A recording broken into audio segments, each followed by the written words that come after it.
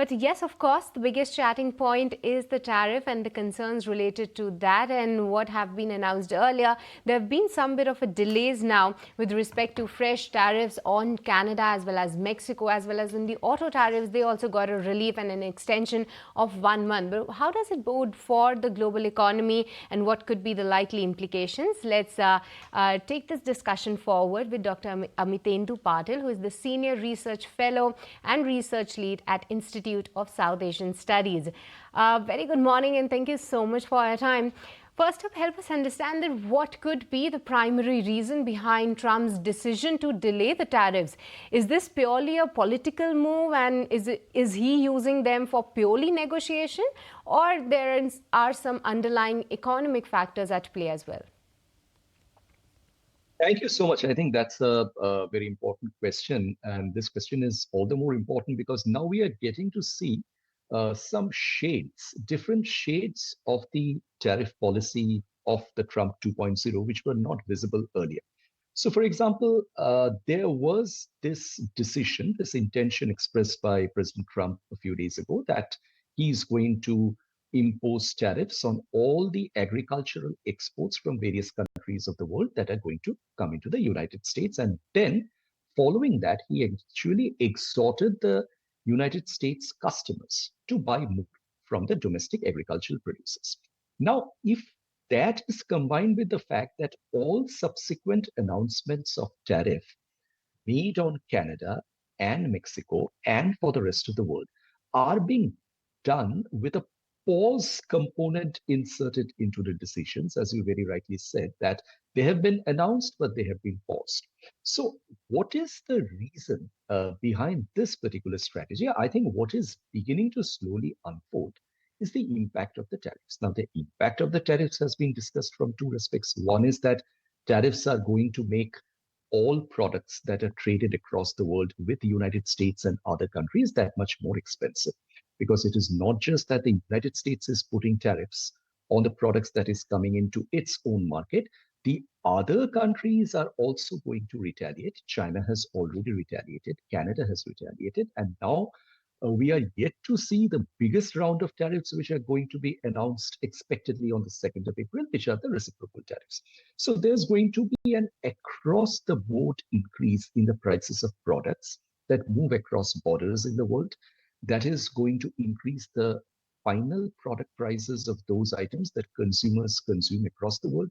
They are going to increase the prices of inputs that are used in production of various final products. So it's going to be an increase in global inflation. And the important point to be noted over here is that I think this is a point which is gradually getting to be felt by the US administration also. So as a result of that, there is this strategy that, look, let's take 2 steps forward and announce tariffs to see if we can come 1 step backward. If you know, it's not just a pause in the Canada and Mexico tariffs.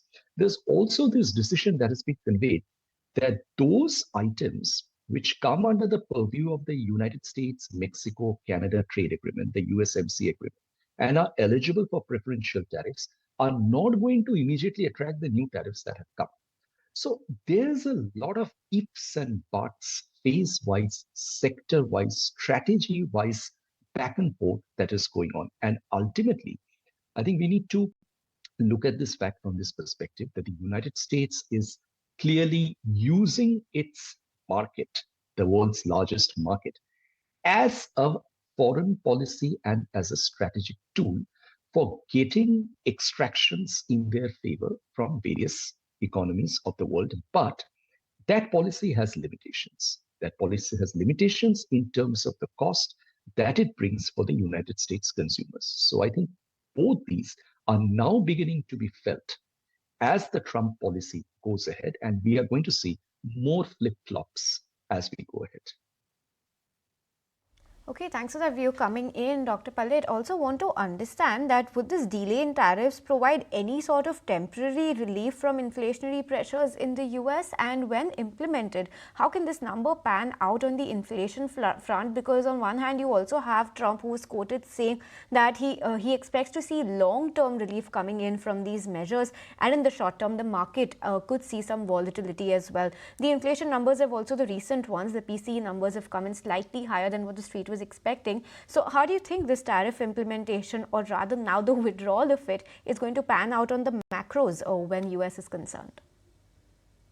The problem that is going to happen is that since tariffs are coming across the board on a wide range of products and all over the world, there's going to be a lot of confusion among the businesses and traders in terms of trying to understand that which country is affected more by the United States tariffs and what is the position of that country in global supply chains.